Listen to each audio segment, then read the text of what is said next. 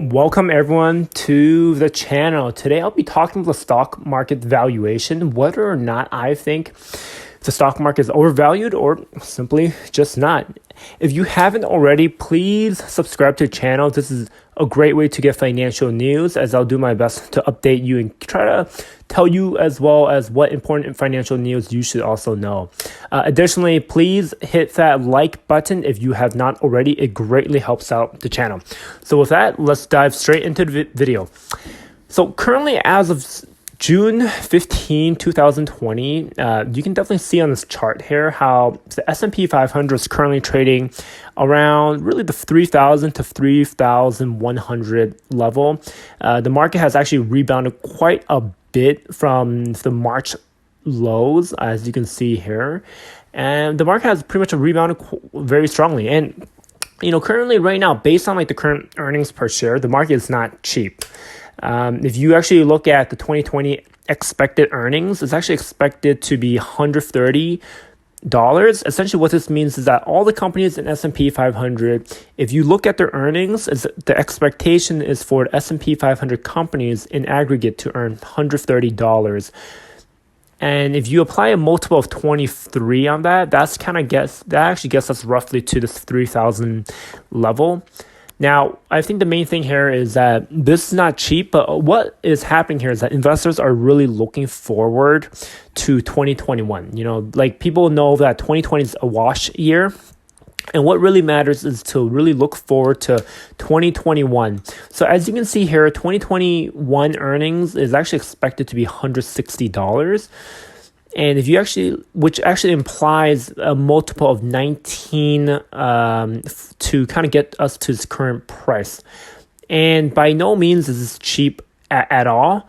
On average, as you can see here on the next chart, the S&P typically trades about 17 times next year's earning, as you can see by this green dot here. This green line is really the average. So even next year's earning being at 19 times for the multiple is not cheap. Really, why is the market not cheap? Well, if we actually look under the hood, here's exactly why. I know this is a great pie chart. It really shows all 500 companies in your S&P 500. You have, it's pretty much like your Apple. Here you go. At a $1.5 trillion dollar market cap. You also have your Amazon, your Alphabet or Google. You also have your Microsoft, and you also have your Facebook. These 5 companies in S&P 500, they essentially dominate the rest of the other companies in terms of market cap. These 5 companies alone, they actually equal the bottom 350 companies in S&P 500, and you've never had this level of concentration before. These 5 you actually have to go back 30 years in order to see this kind of domination in the S&P 500. So let's kind of talk about what exactly is driving the stock market then. So really, if you look longer term, right, there's really 3 things. Number 1 is I'm looking at, are the earnings growing or not, right? In this case, in this coronavirus period, the earnings are not growing at all, right? Additionally, what I'm looking at is is the dividends growing or not? In this case, again, the dividends are not growing. If you actually look at going back to 2008, ExxonMobil or the Carnival Cruise Line, these are large corporations that have been paying a dividend since 2008. Both of these companies recently announced that they're going to be suspending dividends altogether.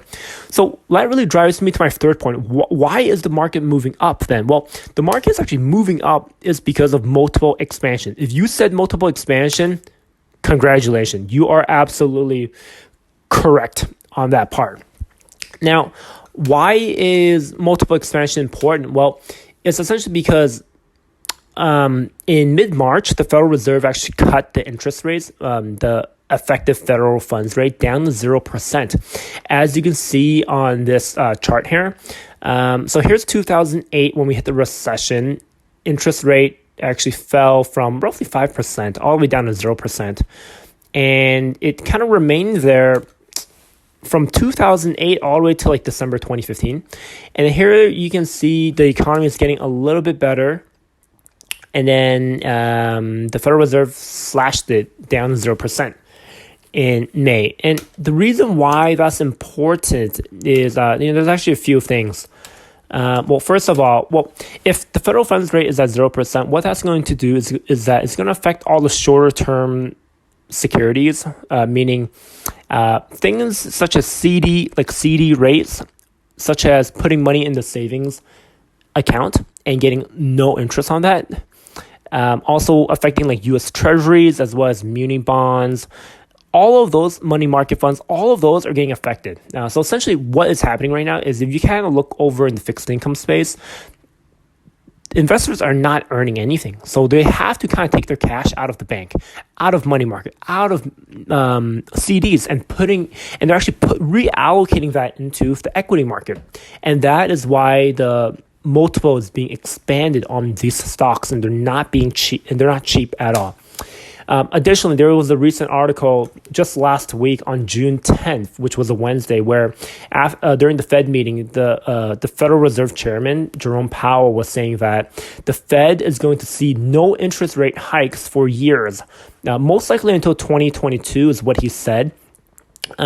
Just because he wants the economy to perform better. And ultimately, you actually saw the market take a dip on Friday, is essentially because this is an example of the Fed throwing cold water on like the economy, saying that the economy is not great, so we're not going to be raising interest rates. Furthermore, unemployment rate here in the U.S., it was actually reported for May to be 13%. The main thing to keep in mind here is that you can see, even at the peak during 2000, roughly like 2008, 2009, unemployment rate at the peak was at 10%. I mean, right now we're at 13%. The Federal Reserve, they're projecting it's going to take us 2 years to drop from 13% down to 5%. So these are things for us to really keep in mind, is that a lot of these jobs are not going to come back. We have currently 21 million people unemployed, and it's going to take some time for the businesses to really reopen and start hiring people back. So ultimately, why is the market up if the economic outlook is so bad? I know I mentioned that it's multiple expansion for these stocks, but there's also two other reasons I definitely want to share. Well, the market is up because we just have massive amount of stimulus. Number one is really coming from the fiscal support side. So coming from the U.S. government. I mean, we've got, as you can see here, we've got, the first bill was like 2.2 trillion for the stimulus package. And they, not too long ago, passed almost half extra trillion. So there's going to be much more support coming from the government. I mean, just recently, even tonight, Donald Trump announced he's floating the idea of a $1 trillion infrastructure bill. And on top of that, you also have monetary support coming from your Federal Reserve. I mean, here's an example of like their balance sheet, where they expanded their balance sheet from 3.5 trillion to over 7 trillion. What this does is it actually adds much more liquidity into the economy. And just for some perspective, during even 2008, a year after the recession, the Federal Reserve only increased their balance sheet by 1 trillion. So definitely a very unprecedented amount of support coming from both your fiscal and from the Federal Reserve, and that is why the market continues to rise. It's because investors believe that the government as well as the Federal Reserve really have their back when it comes to investing. So thank you everyone for watching. I really do appreciate it. If you found this video helpful, again, please remember to subscribe, and if you actually stayed this far, please remember to like and also share the video. It greatly helps out my channel, and thank you again. Until next time, bye.